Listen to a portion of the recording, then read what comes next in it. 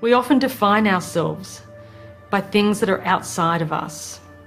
Our jobs, our relationships, the roles that we play in life. And when we lose those things, who we are and everything that we believed in is challenged.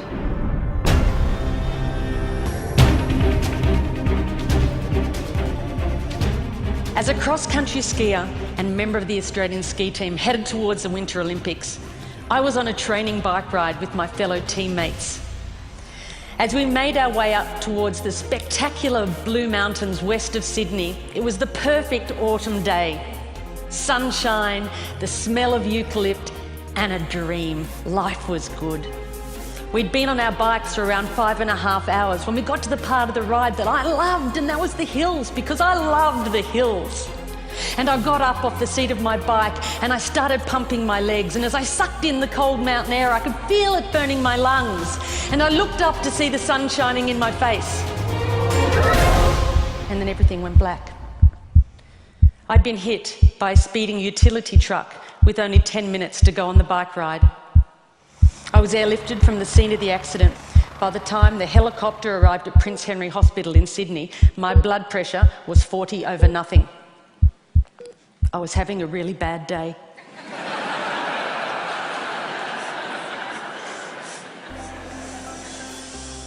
One part of me was in intensive care and excruciating pain. The other was detached and pain-free. After 10 days, I made the choice to return to my body.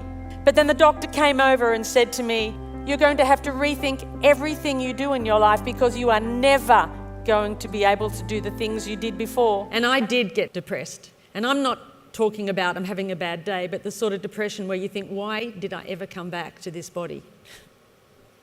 But I remembered that I had made a choice to come back to this body, and I needed to know why. And so I decided that I would make another choice, and that was to accept not only my body, but the circumstances of my life. And I thought to myself, maybe rock bottom is actually the perfect place to start. An aeroplane flew over my house, and I thought, if I can't walk, then I might as well fly. I learned to navigate. I flew around Australia, and then I became an aerobatics flying instructor. I now know that it wasn't until I let go of who I thought I was that I had the freedom to create something completely new for my life. When you choose courage in the face of fear, you defy the things that hold you back from greatness.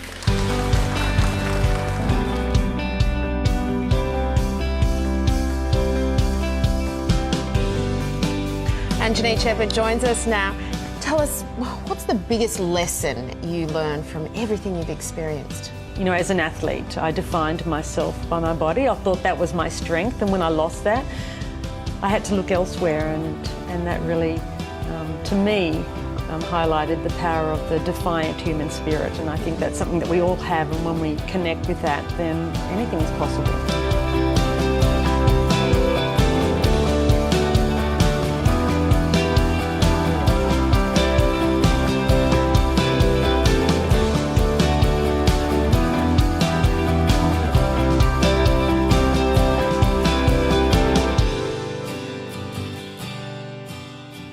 If we are to move towards our collective bliss, it's time we shed our focus on the physical and instead embrace the virtues of the heart.